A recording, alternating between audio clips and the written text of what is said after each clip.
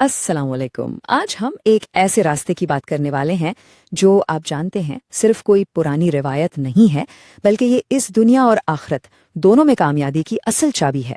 जी हाँ, हम बात कर रहे हैं सुन्नत के रास्ते। आइए इसे समझते हैं। अच्छा, तो सवाल ये पैदा होता है कि आज की इस भागती दौड़ती जिंदगी में सुन्नत की क्या जरूरत है। मतलब हर कोई इतना मसरूफ है, इतनी चीजें हैं करने को, तो हम अक्सर इन मुबारक तरीकों को, इन छोटी छोटी बातों को भूल जाते हैं। तो क्या वाकई आज के दौर में इनकी कोई अहमियत है? और सच पूछें तो सुन्नत बिल्कुल एक भूली हुई चाबी की तरह है। हमारी जिंदगी जितनी भी मसरूफ और पेचीदा हो जाए, ये सुन्नत हमें एक बहुत ही सादा लेकिन गहरा हल देती है। ये हमें वापस सुकून और रहनुमाई की तरफ लेकर आती है। लेकिन सुन्नत पर अमल किया क्यों जाए? इसका जवाब ना सिर्फ ज़ाहिरी कामों में नहीं है। असल बात तो उसके पीछे छुपे गहरे जज्बे की है। सुन्नत पर अमल करना दरअसल मोहब्बत का एक इजहार है।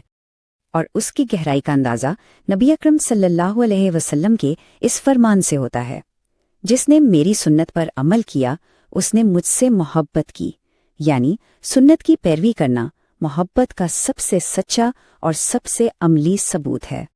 और सबसे ज़बरदस्त बात यह है कि इस मोहब्बत को जाहिर करने का रास्ता बिल्कुल भी मुश्किल नहीं है।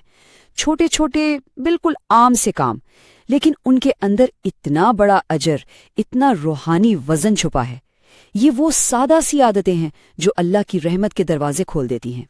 जरा सोचें, कितनी आसान चीजें हैं, जैसे सुबह उठते हुए दायां पांव पहले रखना, या बैठकर आराम से खाना खाना, दूसरों को सलाम करना जिससे रिश्तों में मोहब्बत बढ़ती है, दाढ़ी रखना हो या फिर जूता पहनते वक्त सीधे पांव से शुरू करना।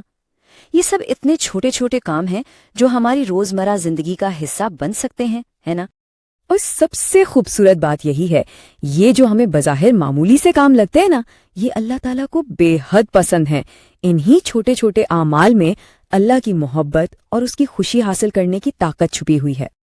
देखें, हर सुन्नत के पीछे दो चीजें पोशीदा हैं, बरकत और रहमत। बरकत को आप ऐसे समझें कि जैसे एक बीज होता है ना, जो थोड़े से अमल से हमारी जिंदगी में बहुत ज्यादा खैर ले आता है। और रहमत, वो तो अल्लाह की खास मेहरबानी है जो इन कामों के जरिए हम पर बरसती है। तो फिर शुरुआत कैसे की जाए? अच्छी खबर ये है कि ये रास्ता बहुत ही आसान है, बहुत काबिल अमल है। पहला कदम आज बल्कि अभी उठाया जा सकता है। बस दो आसान से स्टेप्स हैं। पहला, कोई भी एक सुन्नत चुन लें, कोई भी एक, और दूसरा, उसे आज से ही शुरू कर दें।